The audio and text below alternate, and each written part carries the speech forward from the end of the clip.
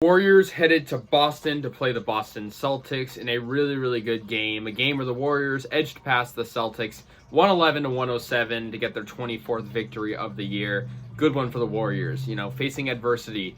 Jordan Poole out with COVID protocols going on. And so the Warriors, had to scramble and figure out a lineup, and they ended up starting Moody in the starting lineup as the other guard besides Curry.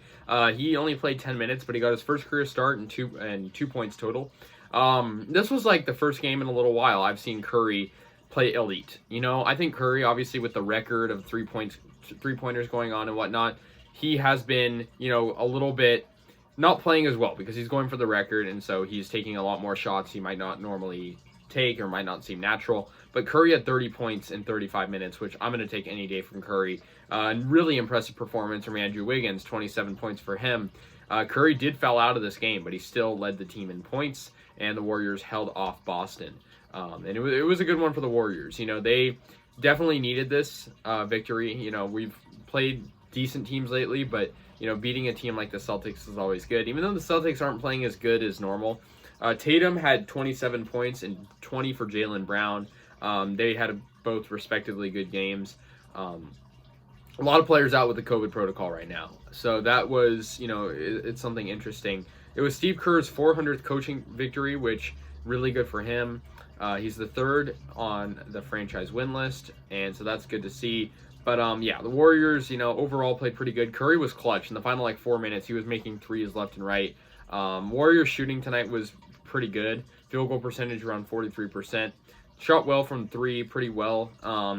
In terms of turnovers, they actually had less than Boston, so I'll take that. I mean, they still had 12, but Boston had 16. Warriors down low in the paint were good. It was good to see guys come off the bench late in the game because that's not typical, right? I mean, Andre Iguodala was really good. He was really our sixth man tonight, as he's been really his whole career as a Warrior, being either the sixth man or, someone as a role player like that. He had 12 points in 24 minutes. He had more minutes than Moody, who was a starter. Damian Lee with clutch shots off the bench. He had a three-pointer towards the end of the game that kind of, put the Warriors in front when they needed to be. He had 8 points. Otto Porter Jr., 6 points for him, but also 7 rebounds. Bielitsa, 7 points for him off the bench. I mean, the bench is elite right now, and I hope Jordan Poole isn't out for, obviously the COVID protocol is probably out for a little bit, but I hope it's not an extended period of time because it would really be nice to utilize him, obviously, like he's been as an elite point guard. Or shooting guard, obviously, because Curry, but elite guard in general. Warriors, with this victory, of course, still in first place. I mean, Suns are half a game back.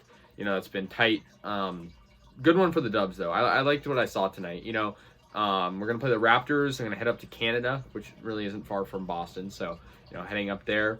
And that will be tomorrow. So back-to-back for the Warriors. But, the Raptors, we beat them before this season, so I'm not, super worried about it. But I hope, they can, bounce back from this. Curry can't be in foul trouble. I mean, albeit, I think a lot of the foul calls on him were kind of not really fouls. But I think, he did the best he could.